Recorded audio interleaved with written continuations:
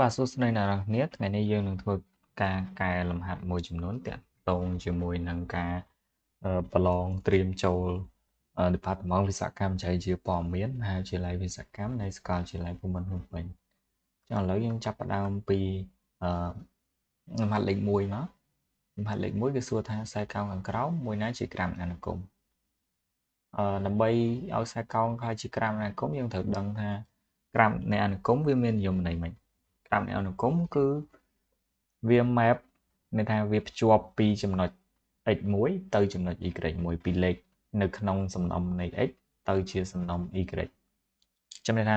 លេខ x1 គឺមានតម្លៃ y តែមួយទេណា x1 មានតម្លៃ y មួយអញ្ចឹងយើងមើលទៅក្នុងរូបរបស់យើងមើលឧទាហរណ៍ x នេះបើយើង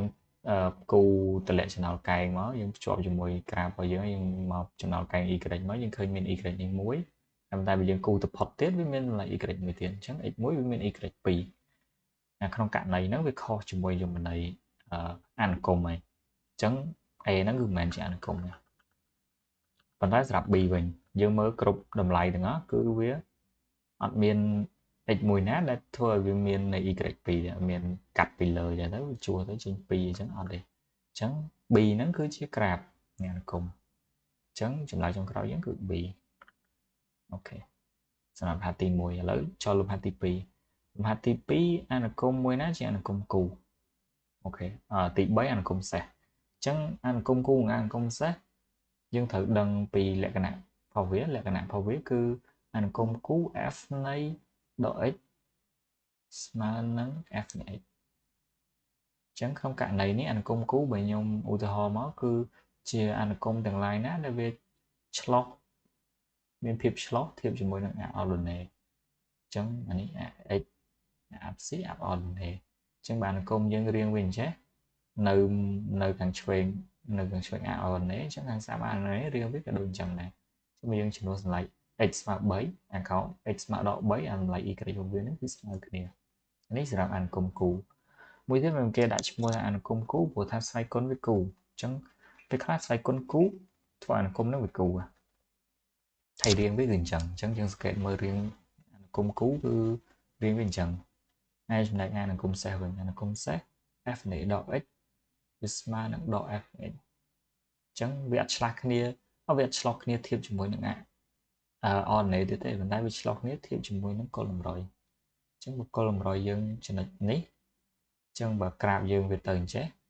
អញ្ចឹងអាខាងឆ្វេងអនណេវាចេញចេះខាងស្ដាំវាចេញចេះវិញអញ្ចឹងបើយើងធៀបជាមួយនឹងគល់តម្រុយគឺវាឆ្លោះជាមួយគល់តម្រុយភាគច្រើនអានុគមសេសគឺស្វ័យគុណវាសេសចាឥឡូវយើងមើលទាំងអស់គ្នាទី2របស់យើងមាន A A A របស់យើង y ស្មើនឹង x គីបបូក x អញ្ចឹង y អញ្ចឹង y គឺយើងអាចតាំងដល់ fx ក៏បានដែរ f នៃ x ស្មើនឹង x គីបបូក x ចុះបើ f នៃដក x នៃអត់ x ដើម្បីរក f នៃដក x បានគឺតម្លៃកន្លែងណាដែលមាន x យើងចំនួនដល់ដក x អញ្ចឹងក្នុងនេះ x ចំនួនដល់ x បូក x ចំនួនដល់ x ហើយយើងគុណវាទៅយើងពលាតវាមកដកស្វ័យគុណ3វាជាដកដែរដកស្វ័យគុណសេស x គីបអានេះបូកដកអូខេអញ្ចឹងយើងមើលមើល f នៃ x និង f ដក x វាអត់ស្មើគ្នាទេពីរនេះអត់ស្មើគ្នាទេអញ្ចឹងអាហ្នឹងវាមិនមែនជាអានុគមគូទេអញ្ចឹង a យើងគឺអត់ត្រូវទេសម្រាប់អានុគមគូមកទៀតយើងមើល b យើងម្ដង b យើង f នៃ x យើងស្មើប៉ុន្មាន f នៃ x យើងគឺស្មើនឹង2នៅដែលខាត់ x បូក x ក្នុងនេះអានេះយើងបាន fx អញ្ចឹងដើម្បីបាន f ដក x កន្លែងណាដែលមាន x ចំនួនដោយដក x មកនេះដកបូកដក x ចំណុចត្រូវចាំគឺដកនៅក្នុងតម្លៃដែលខាត់យើងអាចទាញចេញមកក្រៅបានហើយដកហ្នឹងយើងត្រូវបាត់បង់ចាំថា f នៃស្មើនឹង f នៃ x អូខេឧទាហរណ៍លេខ2ចុះលេខ2អញ្ចឹងដក2តម្លៃដាក់ខាត់ដក2វាដោយតម្លៃខាត់នៃ2ដែរវាស្មើ2ណា đọ về admin này nữa. Ok nòng ní về ban ní đó đọ này chẳng pin này khó khăn đấy f này f đỡ khó khăn chẳng anh nó cứ chỉ mình chỉ là cùng cụ thể ok tóm mặt tiết những miền nợ xí hành lịch tì á xí dưỡng cứ f này x smart chỉ mùi nó pi x cái đấy bộ mùi ok f này đỡ x klein na để miền x dương chừng đối nói đợi anh em miền x tới tục thầm nào luôn á đỏ cái đấy bạch đó cái đấy với cái đấy nào bộ mùi ok nhưng khơi nhất ha fx những em bị đỏ x cứ smile này chẳng bộ cái smile cái này anh cù à anh cú sao ok cù chẳng nhưng anh cù không trở lại vào dân bán trở lại vào dân cứ xì xì ok cái lệnh mà mờ làm hạt tị bày dừng với chị anh cũng sẽ lấy nhưng lật xì này với chẳng nhưng ai vừa thi xa lớn nhưng mờ nhưng mờ tua này mùi muối tua này cứ được rè với thông như game hot cứ pì nhà xoay con thông như game hot cứ pì và nít xoay con vào viên nó cứ xoay con sồn chẳng pì hàng sồn nó cứ chia pí với cù xấu nó cù này chẳng bởi vì cú với anh công cù với cù từ đó bờ anh công sát với xe từ đó anh công sạc đời này chẳng anh ấy bầy anh ấy mùi chẳng bầy muối sạc chẳng trâu cái nhớ với trên anh công sạc anh là biêm dân mờ lượn bàn tay và dân chân sầm rải dân chua mùi từ đó khơi trở lại là trời lại khăn vào giống với châu lại khán với trời những cụ hùng về mà lỡ đo anh công sạc một đoạn anh công sát anh ấy nếu đôi khi là dân thơm lòng từ các bạn ok vào giống x f này x giống cứ smart nó x kiếp bộ x f này đỏ x nhầm chùa hai bằng tất khơi đó x kiếp đỏ x ồ giờ mời khơi nhạc khăn ấy chẳng bây giờ đỏ này ok bây giờ đỏ này đỏ f này x vì mình đỏ đây đỏ tụi nó chấn ồ này thử lại khăn nhớ này lại khăn bao giờ cứ f này đỏ x smart đỏ này f chấn f này đỏ x smart này này smart là này nó mà nó chạy là không xài nó chạy là không xài chấn e bao giờ chạy là không xài ok chọc này muối lấy dương châu đó làm hạt tỷ buồn lấy môn châu làm hạt tỷ buồn nhưng xong lục chào tầng ăn này sớm ok cô dừng lại đầu thì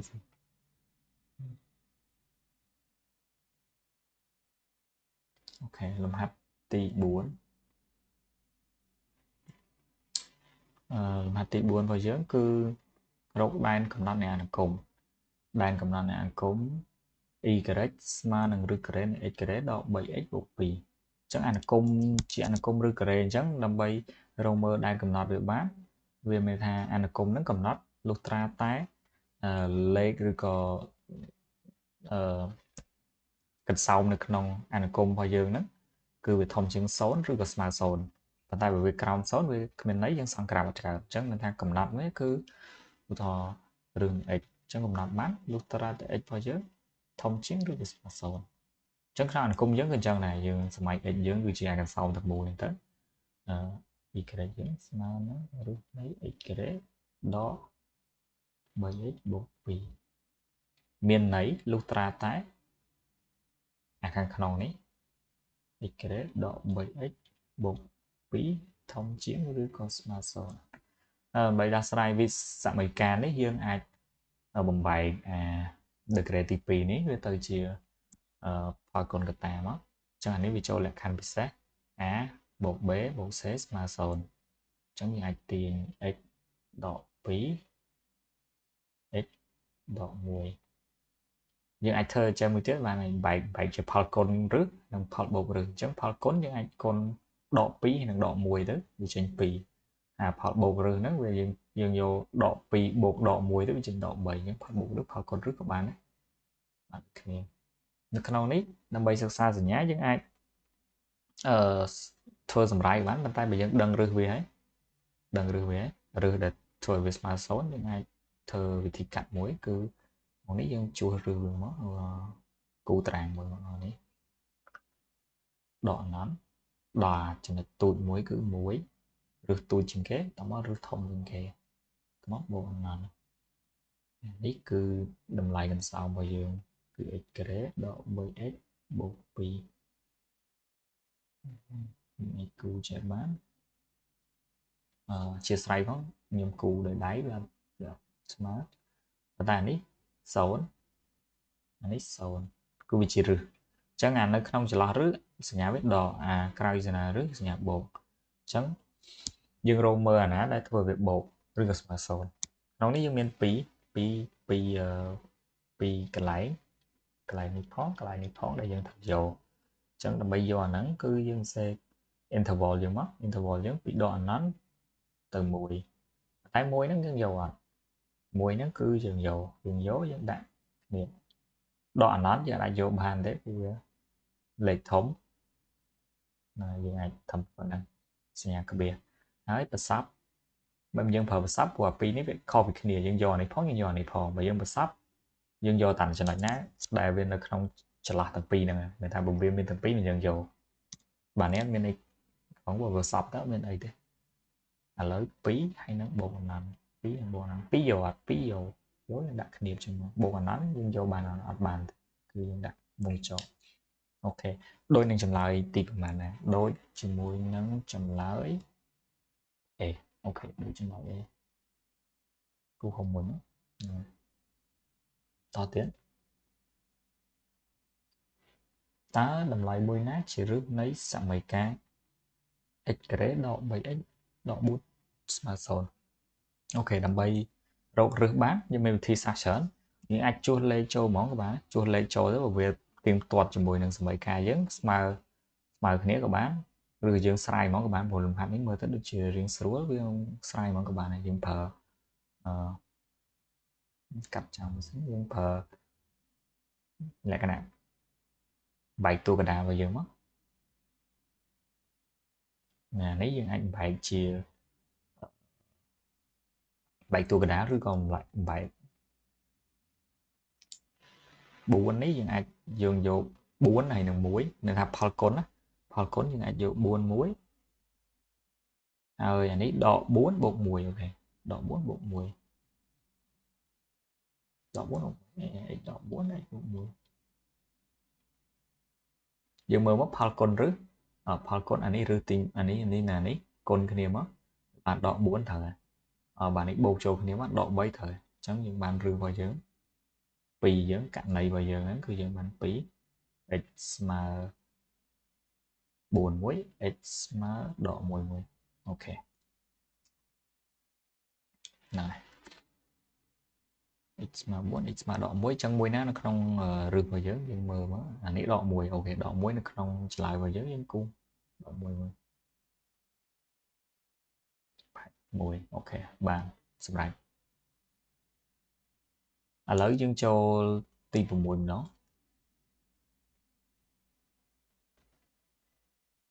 ទី6គេមានអានុគម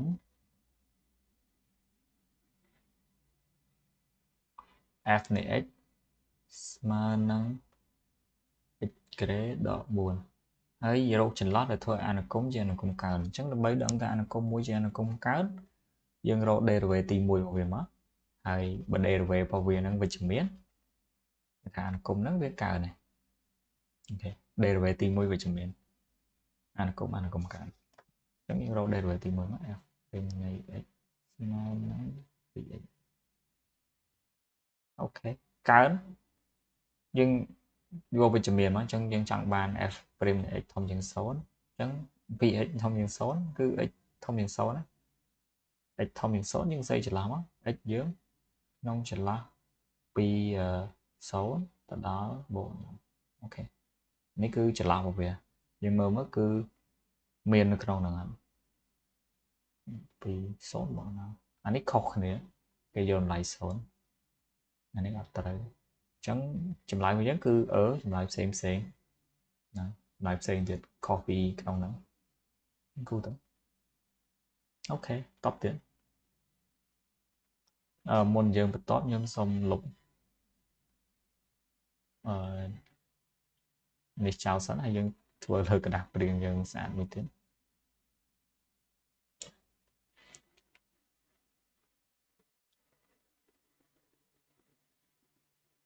ok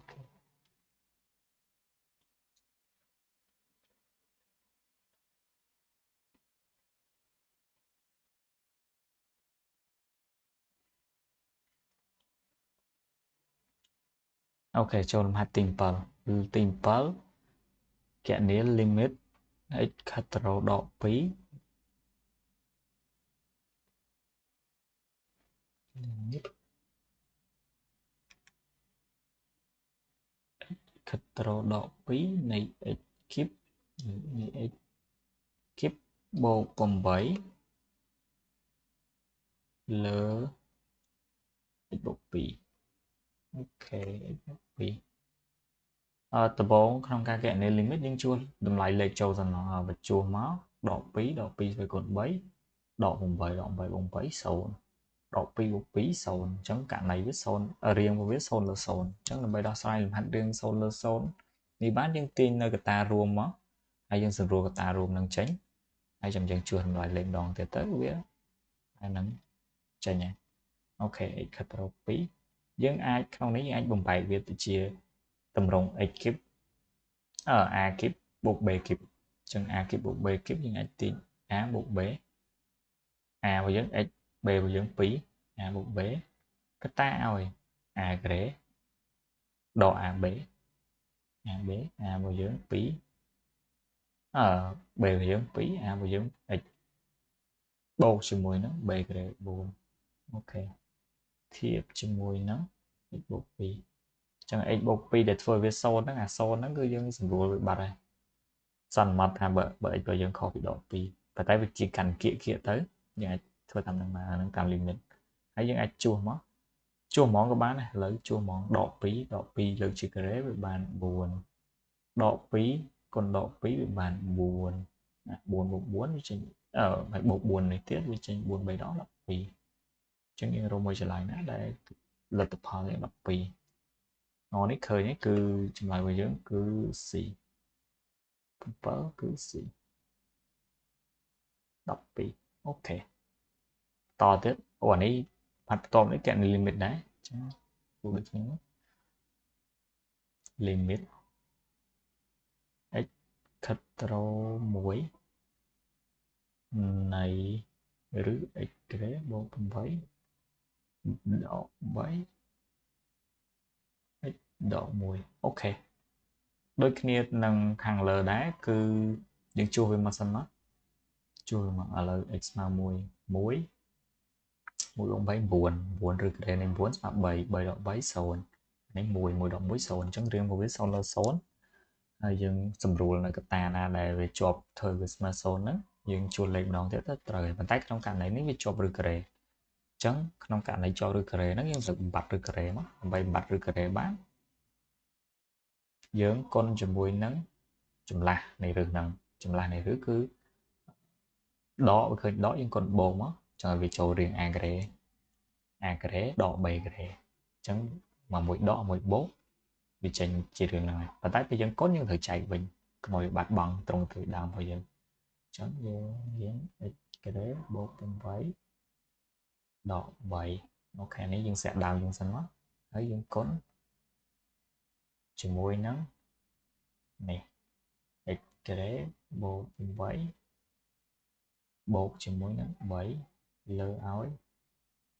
យើងគុណប្រមាណយើងចែកវាប៉ុណ្្នឹងវិញកុំឲ្យវាខុសនៃសន្សោបដើមរបស់យើងអូខេប៉ុន្តែអានេះវាគុណចូលគ្នាទៅវាចូលតម្រង a ក្រេបូក b ក្រេអញ្ចឹងអាទាំងអស់នេះលើជាក្រេវាមិនបាច់រើសហើយលើជាក្រេវាចេញវារើសបានx ក្រេបូក8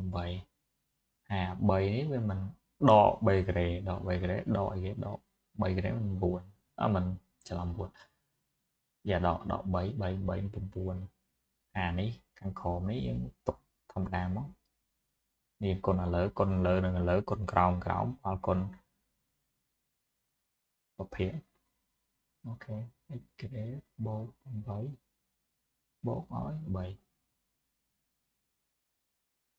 ហ្នឹងហើយក្នុងនេះចាច់បែកតទៀតបាននេះ x ក្រេដក1អញ្ចឹង x ដក1វាចូលតម្រង់ a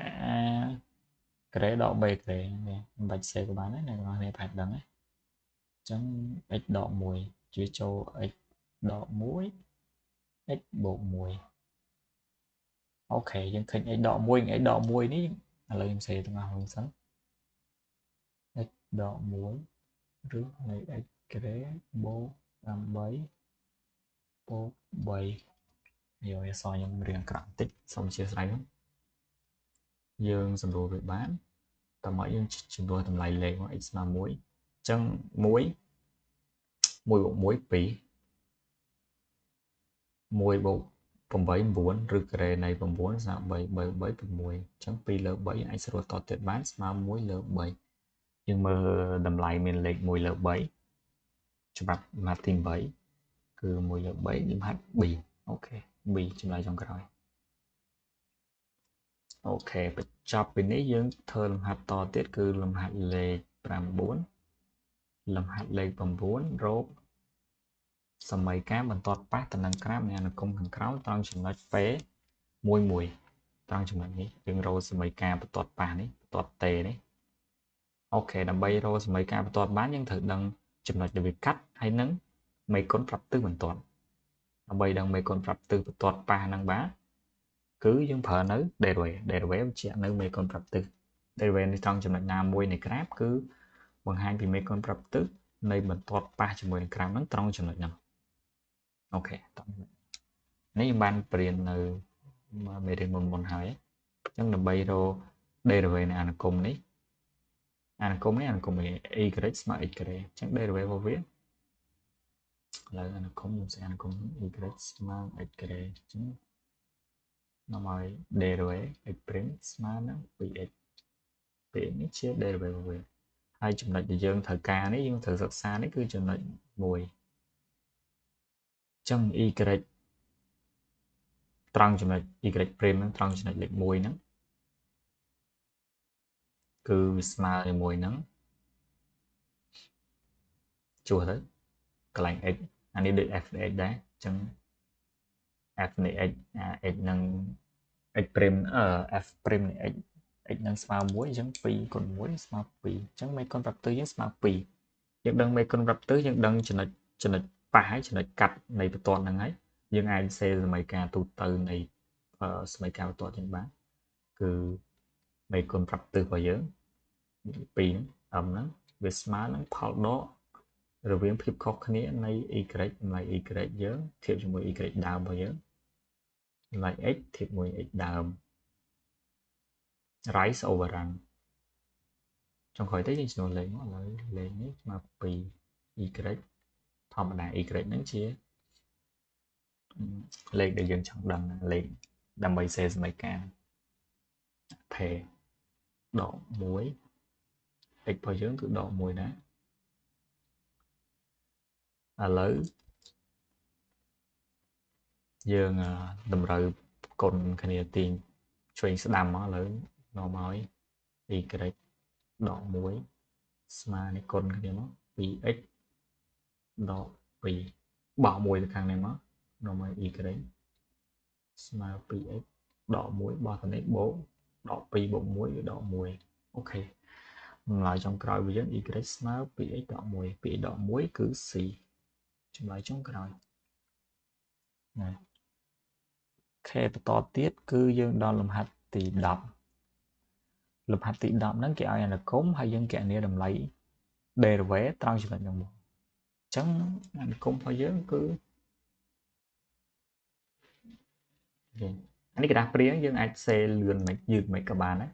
សំខាន់ឲ្យតែយើងប្រកបថាចម្លើយរបស់យើងត្រូវពួកគេអត់ឆែកក្តារព្រាងគេឆែកលើចម្លើយដែលយើងគូហុំនេះជាប្រភេទ multiple choice អូខេ f នៃ x ស្មើនឹង x ក្រេបូក x ដក2អញ្ចឹងមុនរោ derivative ត្រង់ចំណុចដក1នឹងបានតើយើងរក derivative ធម្មតាសិន derivative ធម្មតានេះ derivative នៃផលបូកមិនស្មើផលបូក derivative ហើយ derivative នៃ x ក្រេយើងទាញស្វ័យគុណតម្លាក់ចុះដកស្វ័យគុណ1 2ដក1 31អានេះទាញស្វ័យគុណចុះដក1មាន0 x ស្វ័យគុណ0 1ស្មើនឹង1អានេះអត់មានស្វ័យគុណ x អញ្ចឹងអានេះ derivative នៃចំនួនថេរវាមក0អូខេអញ្ចឹងវាបាន f' នៃ x ហើយយើងចំនួន f' នៃ1 f' នៃ1កន្លែងណាមាន x ចំនួនដល់លេខ1 2គុណ x 2គុណ1 2បូក1ស្មើនឹង3 3របស់យើងនៅក្នុងនេះចម្លើយលេខ3យើងគឺអូ wait នេះលេខ3អូខេត្រូវ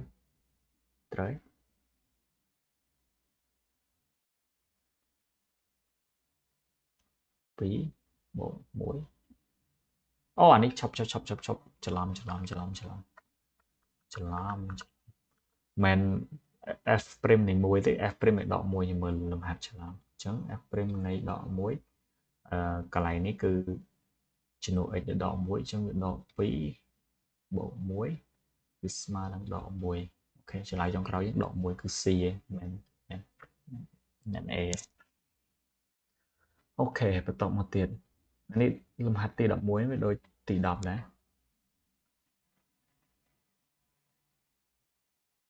ឈប់អូខេទី11ហ្នឹងគឺស្តៀងនឹងទី10ដែរទី11របស់យើងគឺកៅអនុគមយើង f នៃ x ស្មើនឹង x គៀបបូក1លើកជាការ៉េអញ្ចឹងដើម្បីធ្វើ derivative នឹងបានយើងនាំឲ្យ f' នៃ x ស្មើនឹងខ្ញុំសេតគ្នាជាមកកុំឲ្យខាត់ space អញ្ចឹងអានេះប្រភេទតាក់ទងជាមួយនឹងអនុគមបណ្ដាក់អនុគមខាងក្រៅអនុគមខាងក្នុងអញ្ចឹងដើម្បីធ្វើអនុគមបណ្ដាក់នឹងបានយើង derivative អនុគមខាងក្រៅសិនណាអនុគមខាងក្រៅចាត់ទុកថានេះជា x ឬក៏ y មួយចុះតំណាងវាជា y អញ្ចឹងយើង derivative ខាងក្រៅធៀបមួយនឹងខាងក្នុងហ្នឹងហើយខាងក្រៅធៀបនឹងខាងក្នុងអានេះយើងបាន2កតាឲ្យ x ជាតិបូក1អូខេនេះបានខាងក្រៅតែមកយើងធ្វើ derivative ខាងក្នុង derivative ខាងក្នុងធៀបមួយនឹង x របស់យើងអញ្ចឹង derivative ខាងក្នុងយើងគុណជាមួយនឹង derivative ខាងក្នុង x គៀបវាស្មើនឹង 3x ការ៉េអាមួយនេះវាថេរវាអត់យកទេអញ្ចឹងចម្លើយរបស់យើងគឺ derivative របស់យើងប៉ុណ្ណឹងនាំឲ្យ f នៃ1កន្លែងណាមាន x ជំនួយនឹង1គៀបបូក1បាច់ដាក់គៀបក៏បាន3គុណនឹង1 3ចុងក្រោយទៅ2 2ដង4 4 3ដង12អូខេ12ចម្លើយរបស់យើងគឺ D នេះ D នេះអូខេចម្លើយ D ឥឡូវដល់លំហាត់ទី12ម្ដងលំហាត់ទី12ដូចជាមួយនឹងលំហាត់ទី11ហើយនឹងទី10ដែរគ្រាន់តែក្នុងនេះគេឲ្យយើងកណនីទេគេឲ្យយើងរោតម្លៃ f' x មកអញ្ចឹងយើងធ្វើបានដូចគ្នាឥឡូវសុំដូរពណ៌មកឲ្យពណ៌វាដដែលពេកយើងដាក់ពណ៌នេះម្ដងទឹកក្រោមនេះតិចការអនុគមយើងគឺ f នៃ x ស្មើនឹង 3x ក្រេដក2កូសនៃ x អូខេរកអនុគមនេះអនុគមនៃផលដកឬផលបូកវាស្មើនឹងផលដកឬផលបូកនៃអនុគម 3x ក្រេអញ្ចឹងយើងទាញអានេះចុះខវាបាន 6x ស្វ័យគុណតម្លាក់1ផ្សំដក x ប៉ុន្តែកូស derivative កូសវាស្មើនឹងដកស៊ីនស្មើដកស៊ីនប៉ុន្តែអាកូសនេះវាមានដកពីមុខហើយអញ្ចឹងដកវាចេញបូកអា2នៅដដែល2ស៊ីននៃ x អូខេយើងរកឃើញហើយក្នុងនេះគឺ 6x បូក2ស៊ីន x គឺចម្លើយ A ចម្លើយស្ដាប់លំហាត់ទី12អូខេសូមដូរពណ៌វិញសិនហ្នឹងហើយចម្លើយ A ហ្នឹងហើយឥឡូវយើងដល់លំហាត់ទី13 Bồn đòn mà tì đập bấy nhưng xong lục mà đòn thiệt lục này chào tới dương tục và là làm vậy sẽ bắt thèm mày đến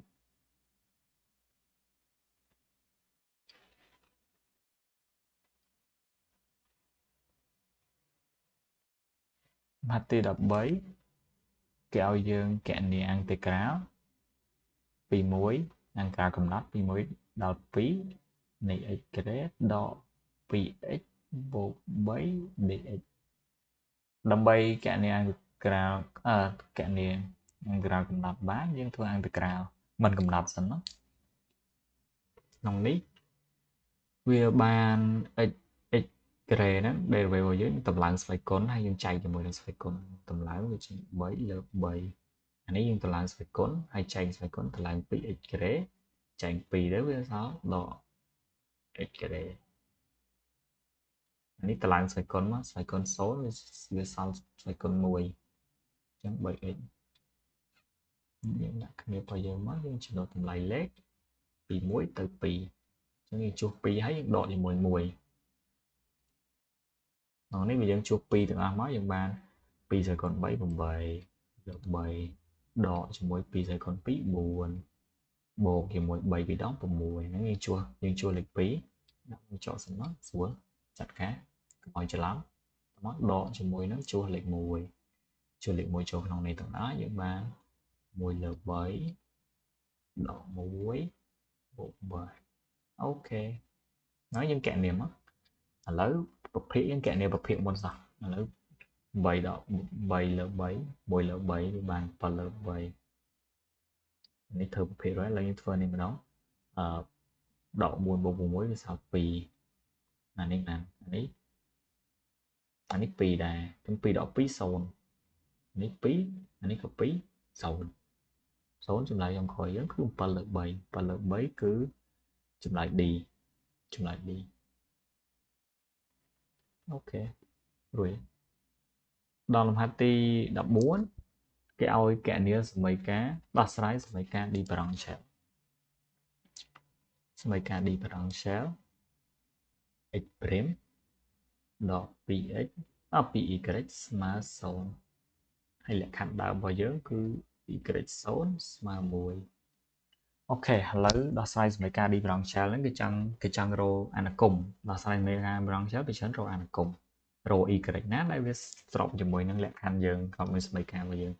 chắc y dương dương xây giờ tầm rồng này mình đó tầm rồng để x để y là để x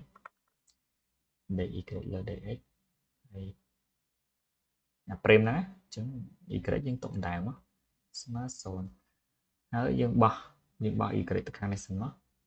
អូមកសែន degree ទី1ស្មើនឹង 2y ឥឡូវខ្ញុំសេបន្តទៀតមកកុំឲ្យយើងខាត space ក្នុងករណីនេះយើងគ្រប់យើងថាយើងដាក់វាជាក្រុមមក y ដាក់មួយនៅ y a អាណាអត់មាន y ដាក់វានៅមួយខាងមួយទៀតអញ្ចឹងអាណាមាន y អញ្ចឹងអានេះមាន y យើងបោះវាម្នេះមកត្រឡប់គ្នាមកបាន dy លើ y ឬកញ្ចេះវិញសេចេះវិញសួរធ្វើមួយលើ y គុណជាមួយ dy នេះខាងលើទុកខាងលើស្មើនឹង2គុណ dy អូដល់បានប៉ុណ្ណេះហើយយើងពាក់អន្តរក្រាសងខាងមកពាក់អន្តរក្រាសងខាងយើងទទួលបានដាក់ខាងក្រោមមកអានេះមួយលើ y ឬក៏មួយលើ x dx តម្លៃរបស់វាគឺ locate នៃ pair ដោយដាច់ខាត y អានេះ 2x បូក c មួយទៀត complete ពួកអង្គការនេះអង្គការមិនកំណត់តមកទៀតយើងអាចទាញរោ y បាន y របស់យើងហ្នឹងយើងមើលអានេះ locate goal នៃ y ស្មើប៉ុណ្ណឹងចាំមានថាពីដើម្បីបានដល់ y វាគុណនឹងប៉ុណ្ណេះចឹង y របស់យើងស្មើនឹងស្វ័យគុណ x បូក c នេះបើគ្នាយើងអត់យល់អាច comment មកខ្ញុំអាចធ្វើវីដេអូបញ្យល់លម្អិតពី grade ហើយនឹង expo អូខេយើងបានប៉ុណ្ណឹងហើយ ក្នុងនេះអាចបែកតទៀតបានអញ្ចឹងផលបូកនៃស្វ័យគុណយើងបានផលគុណចាផលគុណចាប៉ុន្តែអា c ហ្នឹងស្វ័យគុណ c ហ្នឹងចំនួនថេមួយអញ្ចឹងស្វ័យគុណចំនួនថេមួយក៏វាចំនួនថេអាចតាំងវាដល់ a ហើយយើងដាក់វាខាងមុខមកវាបាន 2x អូខេប៉ុន្តែប្រធានយើងប្រាប់យើងថាវាឥឡូវបោកស្អីប្រធានយើងប្រាប់យើងថា y នៃ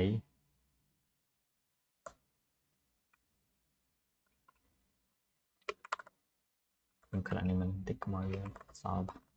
អញ្ចឹង y នៃ0មានថា x របស់យើងស្មើ0 y យើងស្មើ1អញ្ចឹង y ស្មើ1 x របស់យើងស្មើ0 a ស្វ័យគុណ2គុណ0អានេះ0អញ្ចឹង1ស្មើ a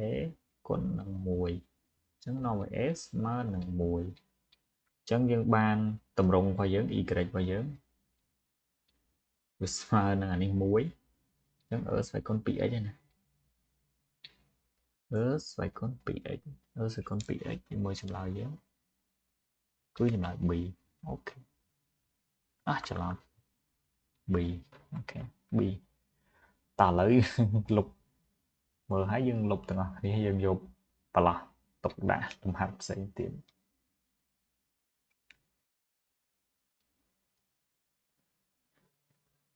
អូខេ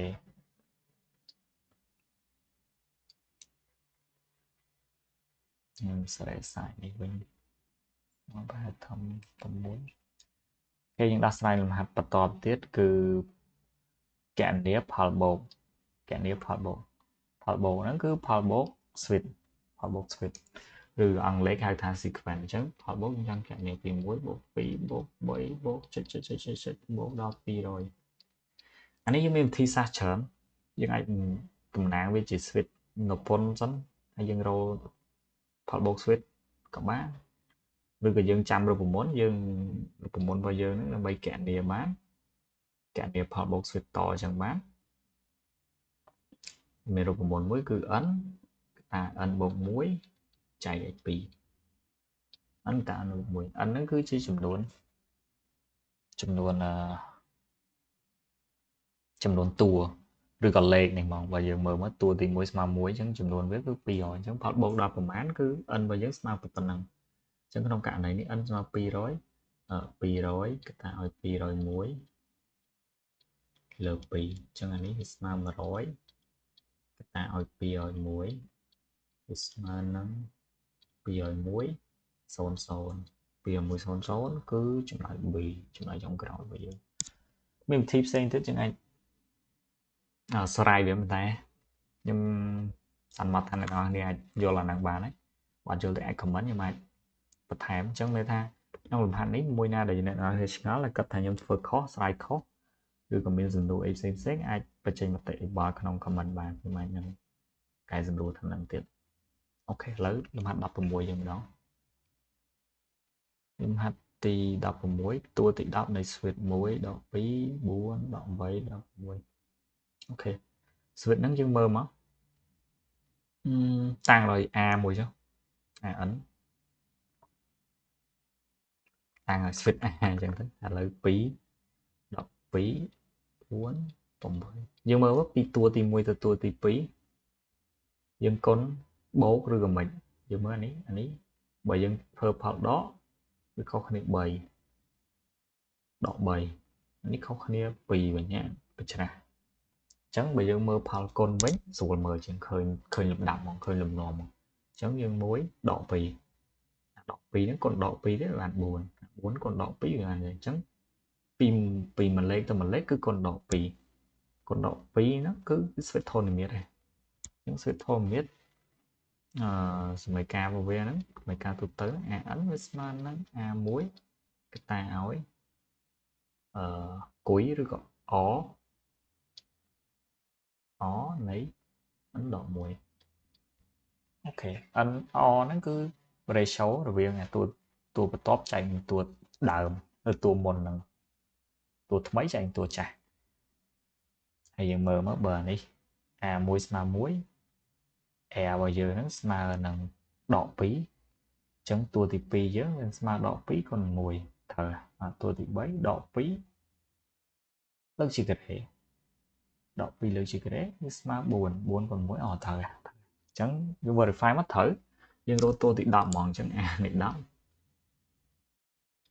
mà a muối từ muối con là muối năng đọ pi xoay con đọc với mình tầm buồn đọc đọc mới buồn chẳng buồn pi sẽ con buồn nhưng con đấy giờ thơ mà về thi đó đây trở lại với dân cứ kèm mà đọc pi trong khóa đỏ đến bên nền đá của phải con sát đỏ kèm mà đọc pi trở lại đi và cùng mỗi trở lại đi ok chập mình nói lấy dương trôn hạt to tiết vào dương nó cứ kẹt tôn chỉ mùi nằng pro bàm cái chơi này sật bấy tranh pin sật pram nè châu sật hàng và làng mùi ta cái chơi ban và màn đặc biệt khó khó nè môn kẹt này thôi làm hạt bài pro báp những thời mờ đằng thà làm hạt nắng với chụp phê chụp lát rồi mình sầm chấm lát dương giờ cần làm đạp thế bàn tay chấm lát nhưng cần làm đạp mùi muối cứ chia là biệt xem cái nè u thọ abc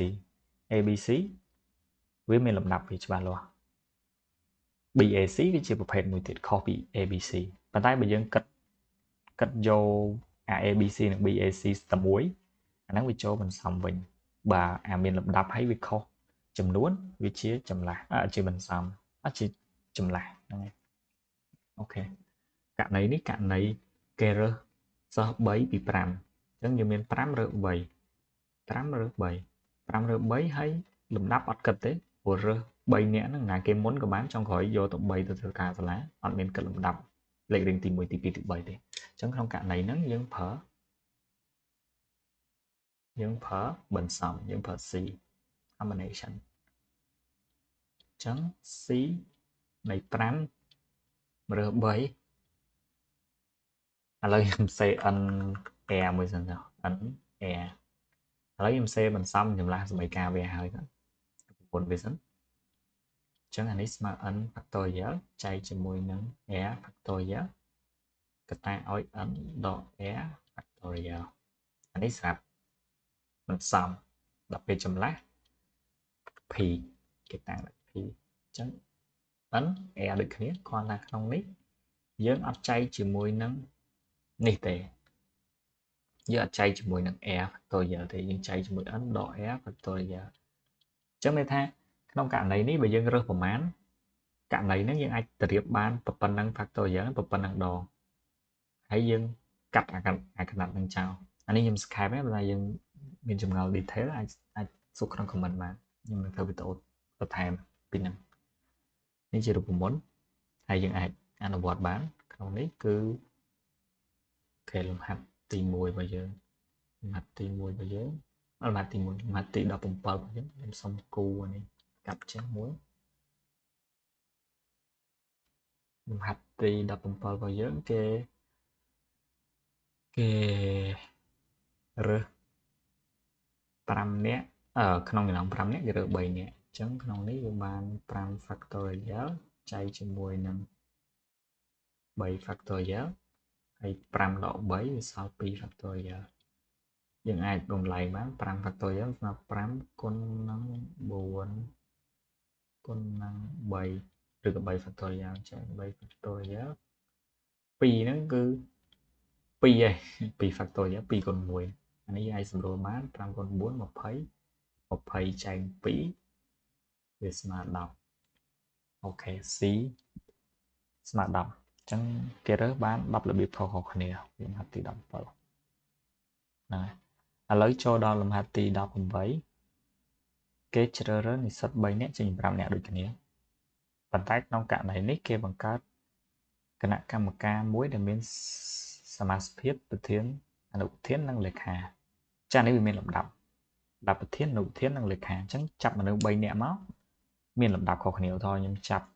mà nẹ mũi mùa e nẹ mũi mùa b nẹ mũi mùa c chẳng bệ thơ bật thiên b là nụ thiên c lực khá việc khó chỉ mùi nắng e nụ bật thiên b bật thiên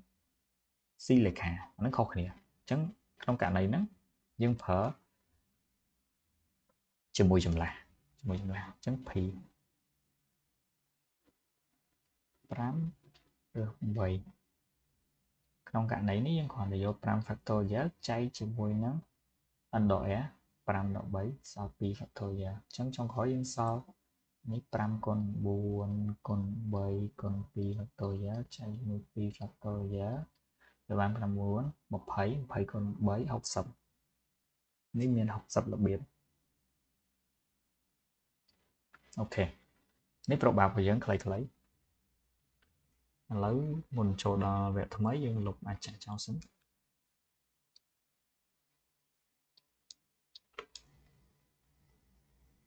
អូខេ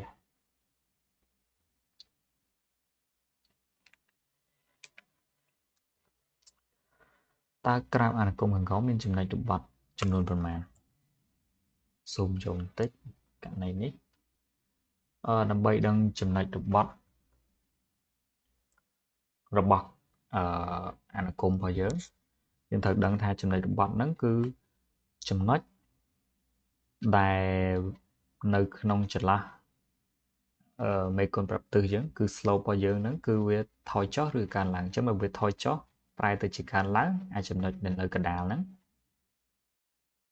គឺជាចំណុចរបត់ដែរដូចក្នុងឧទាហរណ៍ទៅអញ្ចឹងបើក្រាបរបស់យើងវាអញ្ចឹងវាថយចុះនេះថយចុះណាអញ្ចឹងក្រាបរបស់យើងកាន់តែថយទៅដល់ចំណុចមួយវាថេប៉ុន្តែវាចាប់ផ្ដើមថយតមកវាចាប់ផ្ដើមកើនវិញវាចាប់ផ្ដើមកើនវិញអញ្ចឹងចំណុចនៅក្នុងចន្លោះកណ្ដាលនៃវាថយចុះកើនឡើងណាចំណុចបត់ហ្នឹងករណីមួយពេលវាកោងហើយវាផតឡើងហើយវាផតចុះវិញករណីនេះទៀតវាកើនចាប់ផ្ដើមកើនដល់ចំណុចមួយវានឹងតមកវាចាប់ផ្ដើមថយវិញចំណុចនេះចំណុចមួយបត់ករណីមួយទៀតវាកើនចេះដល់ពេលវាថយចេះវិញ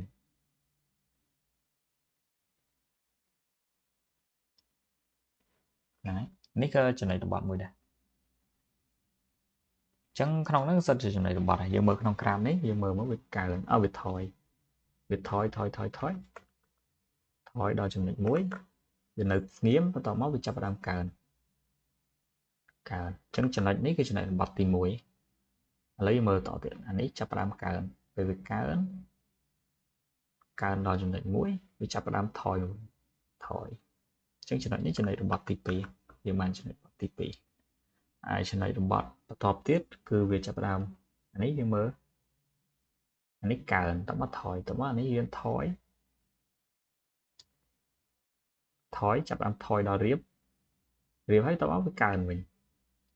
ចំណុចរបត់ទី3អញ្ចឹងក្នុងនោះមាន3ចំណុចរបត់អូខេអានេះខ្ញុំប្រហែលបញ្យល់ច្រើនមែននេះគឺវាថយអញ្ចឹងបើវាកើនរហូតក្រាបវាគឺកាន់តែកើនកាន់តែស្ទីបទៅកាន់តែចោតទៅប៉ុន្តែដល់ពេលវាថយវាចាប់ផ្ដើមកោងចុះគឺកក់ចុះវាថយកក់ចុះវាថយហើយដល់ពេលវាកងក់ឡើងមានថាវាកើនចំណុចនេះវាថយប៉ុន្តែវាកើនចាប់ផ្ដើមអាថយនោះវាចាប់ផ្ដើមកើនវិញចាអាហ្នឹងគឺសិក្សាជាមួយតកតងមួយ derivative ទី2 derivative ទី2យើងគឺយើងអាចរកចំណុចរបត់បាននៅពេលដែល derivative ទី2យើងស្មើ0ហើយសញ្ញា derivative ទី1សញ្ញា derivative ទី1ប្រែប្រួលពីបូកទៅដកឬពីដកទៅបូកមានថា derivative ទី2ស្មើ0ហើយអាមុនហ្នឹង derivative ទី1វាប្រែប្រួលពីដកទៅជាបូកឬក៏ពីបូកទៅជាដកសញ្ញា derivative ទី1អញ្ចឹងអាហ្នឹងជាចំណុចរបត់ដូចក្នុងនេះអញ្ចឹងបើយើងមើលទៅបើ derivative ធម្មតាវាយើងមើល derivative ធម្មតាវាអានេះវិជ្ជមានទេបើវាកើនអានេះ derivative ធម្មតាវាអវិជ្ជមានបើវាថយអញ្ចឹងប៉ុន្តែបើយើងគិតទាំងមូលនេះវិញនេះ derivative ទី1វាចាប់ផ្ដើមពីបូកទៅដកវិញអញ្ចឹងមានថា derivative ទី1វាសរុបមកទាំងអស់នេះវិញមហុំហ្នឹងវិញឥឡូវយើងមុនមើល derivative ទី1យើងមើល derivative ធម្មតាឥឡូវខ្ញុំចេញម្ដងទៀតយើងមើលក្រាបនេះក្រាបកើនយើងមើលបើយើងគូបន្ទាត់ប៉ះមកវាកើនគូបន្ទាត់ប៉ះមកវាកើន ចឹងវាកើនដល់ចំណុចនេះមួយចំណុចនេះគឺ derivative មួយវាស្មើ0វាកើនវាចុះចំណុចបមាមួយចឹងក្នុងចំណុចនេះគឺខណៈនេះ derivative មួយវាវិជ្ជមានខណៈនេះវាថយចុះ derivative មួយវាអវិជ្ជមានអានេះកើនឡើងទៅ derivative មួយវិជ្ជមានអានេះ derivative មួយវិជ្ជមានណាអូខេប៉ុន្តែយើងមើលអាពីនេះវាមិនរ៉ែមរួលពេលនេះហ្នឹងអានេះយើងមើលមិនរ៉ែមរួលពីបូកទៅដកហ្នឹង derivative មួយវាគឺអវិជ្ជមានថយពីបូកទៅដកវាមិនថយចុះចឹងអាកណនេះ derivative អា derivative នៃ derivative ហ្នឹងគឺវាអវិជ្ជមានសញ្ញាយើងមើលសញ្ញាសញ្ញា derivative ហ្នឹងគឺអវិជ្ជមានបន្តមកទៀតវាកើនពីអវិជ្ជមានទៅវិជ្ជមានវិញចាហ្នឹងគឺបូកគឺវិជ្ជមានអញ្ចឹងអានេះវាគិតទៅអវិជ្ជមានពីបូកទៅដកតមកពីមួយគណៈនេះទៅគណៈនេះវិញវាចាប់ផ្ដើមវិជ្ជមានវិញអញ្ចឹងចំណុចរបស់ដល់ពេលអានេះវិញវាចាប់ផ្ដើមកើនប៉ុន្តែអានេះកើនតិចអានេះកើនខ្លាំងបន្តមកវាកើនតិចកើនខ្លាំងទៅកើនតិចអាហ្នឹងគឺប្រែប្រួលសញ្ញាដែរកើនខ្លាំងហើយកើនតិចមើលទៅដូចថយហ្នឹងគិតទៅដូចថយកើនតិចនិងថយនេះបាទនេះកើនតិចទៅកើនខ្លាំងបាទអូខេចាត់ទុកអ្នកគ្នាប្រហែលជាអាចយល់បានអានេះគឺឆ្លើយយើងគឺឆ្លើយA របស់យើងឥឡូវគឺយើងដល់លំហាត់ចុងក្រោយរបស់យើងគឺគណនាប្រវែងពីចំណុចមួយទៅចំណុចមួយទៀតយើងមានរូបមន្តមួយគឺតាម Pythagoras អញ្ចឹងយើងយកអា x ដក x y ដក y ចឹង xb ដក xa លើកជាការ៉េបូកជាមួយនឹង y b ដក y a លើកជាការ៉េឬការ៉េទាំងអស់ហ្នឹងអូខេ b ស្មើប៉ុន្មាន b ស្មើ1 xb xa ស្មើនឹង4អញ្ចឹងដក4លើកជាការ៉េបូកជាមួយនឹងដក1ដកជាមួយនឹង3លើកជាការ៉េចំក្រោយលើកជាការ៉េពីនេះស្មើជាមួយស្មើ1ដក4ដក3លើកជាការ៉េវាសល់3ការ៉េដក3លើកជាការ៉េវា9បាទនេះ11ដក3ដក4លើកជាការ៉េវាស្មើនឹង4ការ៉េ16ឬនៃ14បូក16 25ឬ25វាស្មើនឹង5អញ្ចឹងចម្លើយចុងក្រោយ5អូខេយើងចប់ហើយវីដេអូនេះយើងចប់តែប៉ុណ្ណឹងមានសំណួរអាចតាក់ទងតាម comment យើងបានហើយបើខ្ញុំខ្វះខាតឬក៏មានចំណុចខុសឆ្គងកន្លែងណាអាចជួយអធិស្ឋានហើយនឹងទម្លាក់ជាមតិយោបល់ខាងក្រោមបានអរគុណច្រើនជម្រាបលា